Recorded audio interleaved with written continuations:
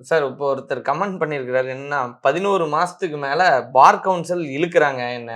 ம். நடவடிக்கை டைம் லைனே கிடையாதா அதுக்கு? ம். வழக்கறிஞர் ஏமாந்த பணத்த விட பார் கவுன்சில் அட்ஜர்ன்மென்ட்னால அலைஞ்சது தான் அதிகம். ஒவ்வொரு முனையும் எனக்கு வந்து 8 மணி நேரம் டிராவல் இருக்குது சென்னைக்கு வந்து போறதுக்கு அப்படின்றாரு. இதுக்கு என்ன சார் ஆன்சர்? பொதுவா சுப்ரீம் கோர்ட் கைட்லைன் என்ன சொல்றாங்க அப்படின்னா, 6 மாசத்துலேருந்து 1 வருஷத்துக்குள்ள இந்த மாரி கேஸஸ்லாம் முடிக்கணும் அப்படின்னு தான் சொல்றாங்க. காம்ப்ளிகேட்டடா இல்லாத வகையில. காம்ப்ளிகேட்டட் இருந்தா கூட காம்ப்ளிகேஷனே இல்லன்னா 6 மாசத்துல முடிச்சிருங்க.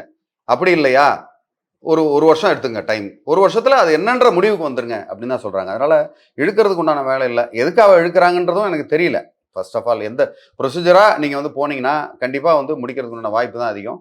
அந்த மாரி இருந்ததுன்னா என்னன்னு ஸ்பெசிஃபிக்கா சொன்னா நம்ம ஹெல்ப் பண்றதுக்கு வாய்ப்பு இருக்கு.